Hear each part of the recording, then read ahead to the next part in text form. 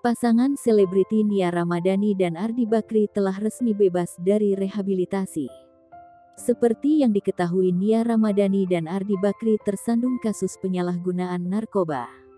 Kuasa hukum Nia Ramadhani, Waode, mengatakan Nia Ramadhani sedang berada bersama dengan keluarganya di suatu tempat untuk menjalani ibadah puasa.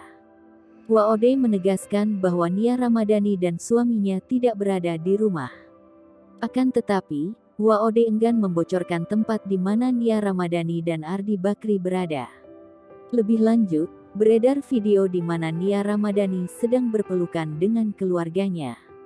Mereka tampak begitu bahagia dengan kebebasan Nia Ramadhani. Dalam video tersebut terlihat Nia sedang mengucapkan salam perpisahan bersama dengan keluarganya. Tak hanya itu, dalam video tersebut tertulis caption agar Nia menikmati liburan bersama dengan keluarganya.